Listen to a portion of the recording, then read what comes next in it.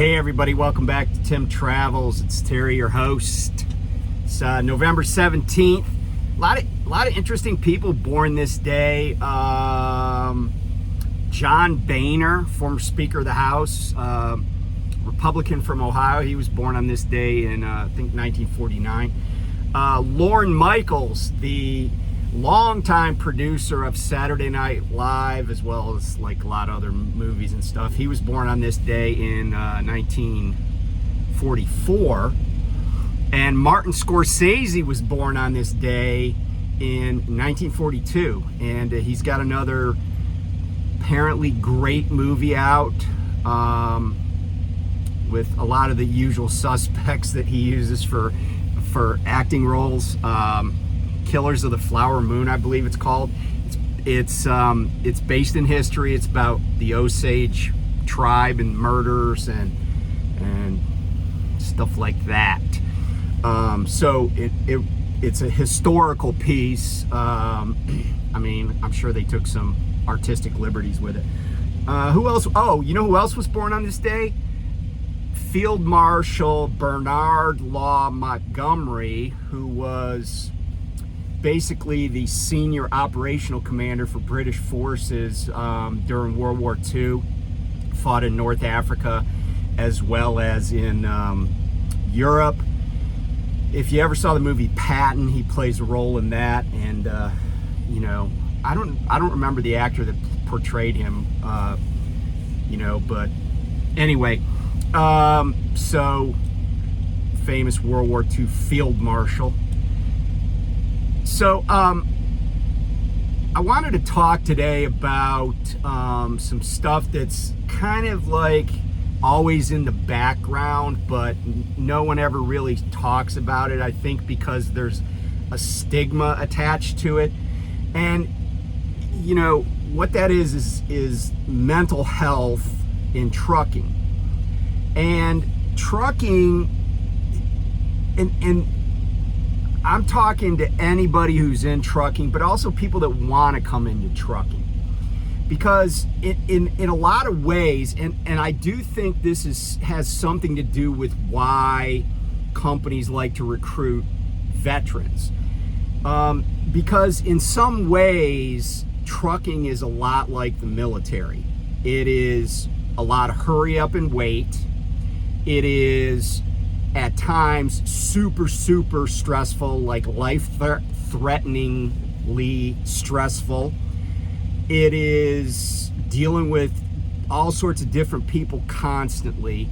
It's being away from home for a lot of types of truckers, and it's obeying rules that are kind of stringent sometimes and uncompromising. So there are a lot of qualities or a lot of similarities between trucking and the military. You know, the military doesn't really let people have man buns or anything, but other than that, a lot of it's pretty similar. And also there's a lot of complaining, always a lot of complaining. So the reason I mention that is because also, like the military, there are a lot of people with mental health problems that are avoiding treatment or just acknowledging it. And there's a lot of self-medicating that goes on. And so I bring all this up because if you're in trucking, and look, the United States is, you know, surveys are taken around the world. People in the United States are fairly unhappy, just generally speaking. A lot of people are unhappy. There certainly are a lot of truckers who are unhappy. No matter what goes on, they're not happy. And, you know, happiness is really not something that is going to be external. It's going to be internal. It's going to come from within.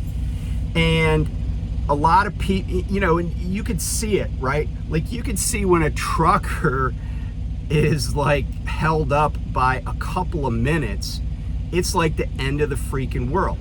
And I can tell you that in men, stress often leads to depression.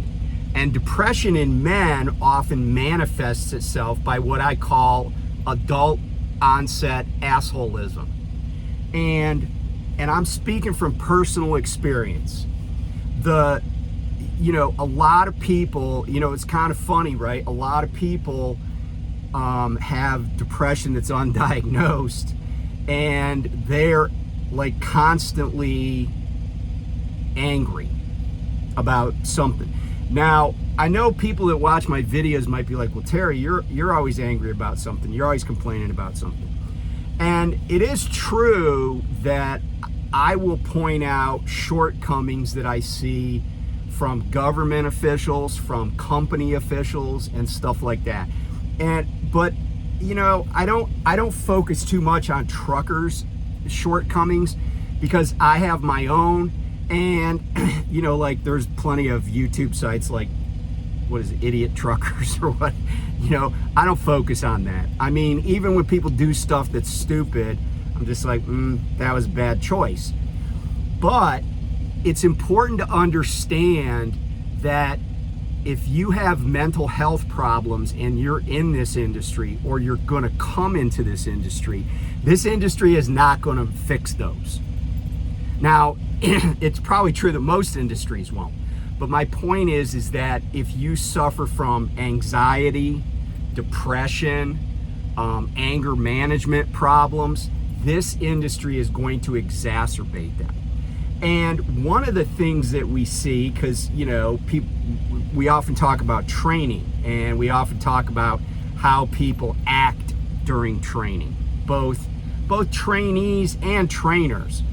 But what to me, the process here at Prime, and this is sort of the same at other companies, is that when you bring somebody in who doesn't even have a CDL, I look at, when I go to like Springfield or any of the terminals, I'm in Manuka, so not this terminal, but any of our boot camp terminals, right? I look at those people, the first day they're there, they're just sitting around looking, they're kind of talking to each other, but they don't know what's about to hit them in the face. And it's just like boot camp. I was telling the story, I remember getting off the bus at boot camp and I was like, what the F is going on?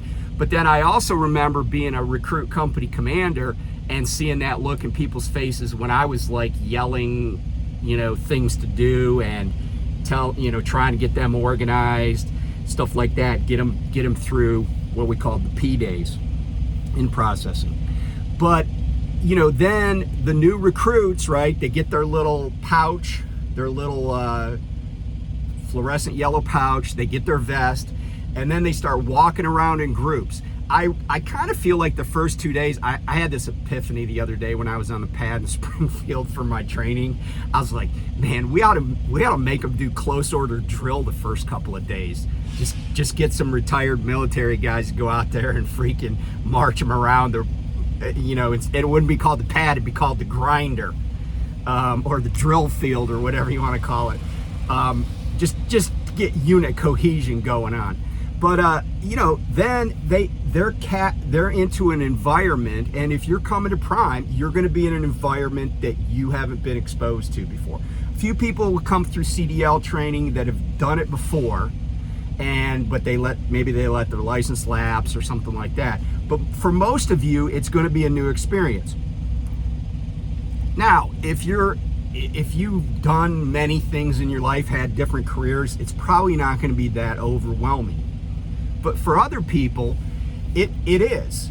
It's going to be like, okay, here's this paper, learn all this stuff, and you have to know it backwards and forwards. Then you have to demonstrate it. And you're not going to have support from anybody else. It's just going to be you mano on mano with a guy in a red vest, right? The examiner. And the repercussions for failure are great. You'll lose money, and if you fail too many times, we'll send your ass home. We'll discharge you. And then after that boot camp process is over, Then people get to go to what the Army would call AIT, or maybe they used to. We in the Navy would call it A school or something like that, right? They get to go out on the road, and that's a whole new environment. And now it maybe gets scarier. You know, I've had a couple of people on my truck. They were both good people. I liked them both, and they weren't incompetent, but one guy in PSD and then one guy in TNT, this was too much for them. Their anxiety would not allow them to really feel comfortable behind the wheel. And they gave it the old college try, but they were like, I tried, but I can't do it. And I've said it before, that's okay. Because that's somebody that's mature enough to admit that they got some issues that they don't think they can overcome, and more driving isn't going to fix it. But there are going to be a lot of nervous, anxious times, and if those types of situations make you kind of like shut down, maybe you want to reconsider coming into trucking. If there are things that you need to take care of, like to prepare yourself, then do it before you come. Do yourself a favor and do it before you come, because you want to come here ready to go through boot camp, go through apprentice training, whatever you want to call it, and be successful.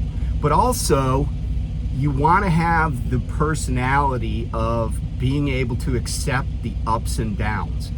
There are going to be days, weeks, and even months, especially if you're leasing, where it doesn't seem like things are going well. And maybe you got a significant other at home that's like, you didn't get paid anything this week. Is that going to cause problems? Are you going to be able to, push through that and, come out successful on the other end? Because failure is a part of this. There's going to be some failure. And just like in the military, there's failure. The military teaches by failure. We don't really teach by failure, but I have let trainees do stuff wrong to really drive home a lesson, and when I say let people do stuff wrong, I don't mean drive off a cliff. It's not like Toonsis the cat is driving the truck, but it is like I if they miss a turn, I'll let them miss a turn. I'll be like, okay, you missed a turn, you got to pay attention to road signs, street signs, whatever, in GPS, but now you got to go around the block. But going around the block in a truck is not like going around the block in a car. Going around the block in a truck is like, it could be 40 miles.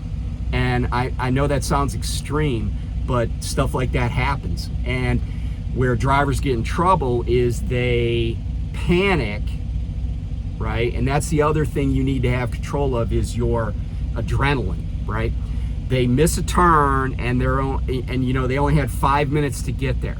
What do? They panic and they try to make a U-turn on a highway, and next thing you know, some woman in a minivan with her kids is underneath their trailer because they were making an illegal U-turn. So they take a bad situation, slightly bad, and turn it into a disaster. And again, that is mental toughness. It is not panicking, and it's making sound decisions even when things are not going right. If you're a person who has historically made crappy decisions when things were going sideways, again, you might want to reconsider this. Because, there's a lot of drivers that have made bad decisions and ended up losing their careers, losing their licenses, losing their freedom, losing their money. You don't want to be that person. You want to, because then you're going to regret ever coming here. And so I want everybody that comes to be successful, because really that makes everybody's job. Like if every trainee that came to a company, whether it's Prime or any other company, to get their CDL and to learn how to drive a truck on the road, if every single one of them was successful, first of all, there would be a lot less turnover. But second of all, it would be easier on everybody. And let me say this, a lot of companies I think have a high turnover, not because of necessarily the job or the conditions, but because of the mental place that a lot of their trainees are in. And trucking companies don't talk about that. They don't talk about having your head right, and they don't talk about, like if somebody just found out that there's bad news at home, and they call, or somebody knows that somebody's mom died or something, that driver probably should be repowered, because the second they get that terrible news, psychologically they're not where they need to be to drive a truck. And companies, it'll be like, hey, oh yeah, your mom died, sorry to hear that. So look, if you could just get this load the other 400 miles to the delivery, then we'll route you somewhere where you can we'll try to get you home, or we'll maybe route you to some place where you can catch a flight home. That's the wrong answer, because what you're doing, and I don't give a crap if you're going to if the company's going to service fail. There needs to be some mechanism to say, look, stop where you are. I'm going to get another driver to come get that load and take it the rest of the way. As soon as they get there, you head straight home.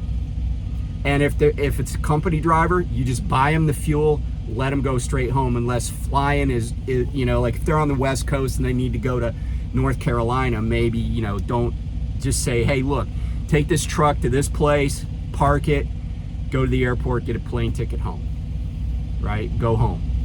But keeping a driver out on the road for any, 1 minute longer than necessary when there's an emergency at home is just asking for that driver to have a mishap. And as a driver, you got to recognize that. And so again, if you don't have your head in the game, I used to have a CO that, he was kind of a hard charging dude. He would, we were in like a high stress environment, we were in the Persian Gulf and stuff, and he'd always be like, keep your head in the game, And this is back before, we used to have to, like, there wasn't email. This is before the internet. But even still, right, it was like his job to make sure that everybody was psychologically prepared for bad things to happen and to react to them appropriately. So if you know that you're a person that doesn't, and let me say this, if you have trust issues, okay, because you've had a bad relationship or you've had bad things happen in your life, this might not be the job for you. I feel like some of the, like I had a trainee that got off the truck, that I kicked off the truck. And I mentioned this the other day, she called the police on me. But I think one of her, and I'm not a shrink, I play one on TV, but I think one of the problems she had, based on stuff she told me, was that she had trust issues with men. So for her to get in a truck with two different, with men, that was just, like, that was her not being self-aware. And of course, nobody at Prime kind of knew that that was a thing. But if that's you, if you have trust issues with people, whether it's because, you're a woman and you have trust issues with men, well, then don't take a male trainer, okay? Just don't do that. Even though you're like, oh, I'll just power through it. No, because this is going to be a high stress environment at times, and all those things that are just hiding up here are gonna come out. So if this deters you from coming into trucking, or maybe taking a different route, maybe you go get you say, I want to be a truck driver. So you go get a CDL, and candidly, you go to work for some fly-by-night company or some LTL carrier that you don't have to be on the road with somebody all the time. You can just do your thing and go home, right? Less of a situation that would be hard on you. So anyway, and the other thing I'll say is this: if you have issues with mental health, stuff like that, go get treatment. There's no shame in it. The military has a lot of there's a lot of suicides among veterans because there's not good enough mental health care for veterans. I know I'm not like super like loving all this free coffee for veterans or whatever, but we do have a shortage of mental health care for veterans and stuff, and a lot of people take their lives because of it, and that shouldn't happen.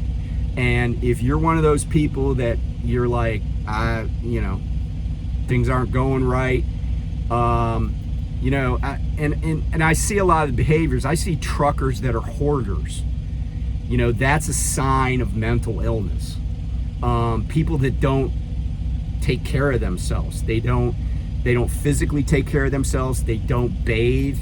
They just lay in the bunk. They pull into a place that there's fresh air and sunshine, and they just lay in the bunk for 30 hours or whatever. Those are all signs that people probably should at least talk to somebody.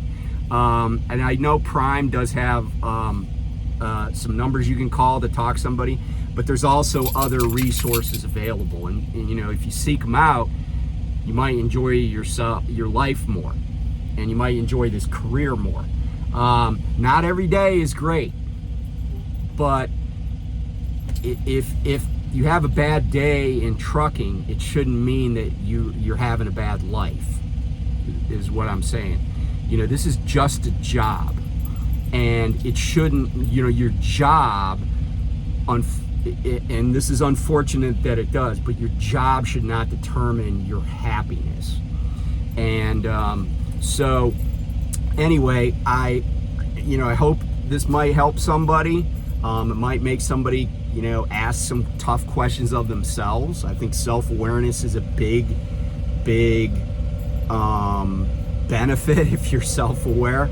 And maybe stop somebody from having struggles that they didn't want to have and didn't expect to have. So anyway, I'm happy to I'm happy to talk to people, and that's one other thing I want to say. In this business, it's nice to have people that are not just your family, but friends that are in trucking that can relate to things, and sometimes just talk you off a ledge. One of the great things about my previous life, I had a partner, a business partner, law partner, that he and we were like yin and yang. We had different strengths, different weaknesses. But a lot of times I would be like wanting to be forceful about something, and he would be like, well, maybe we take this approach first. And it's nice to have people to talk to that are fellow professionals, people that can say, yeah, I've had that experience, or people that you can just call, because you can't call dispatch and ask them for help. You're not going to get it. And if you do, it's not going to be help that's worth anything. But it's nice to have another driver or two or three. Like I'm in several group texts with people that I know personally. And, it's nice to just have that sounding board, even if you just want to vent to somebody that understands, or that they can immediately help you with a problem and give you, directions or instructions or whatever. They've been to that shipper, they've been to that receiver. Have that network, and that will also help make this an easier job than it sometimes is. So anyway, thanks for watching, and I will talk to you soon. Bye.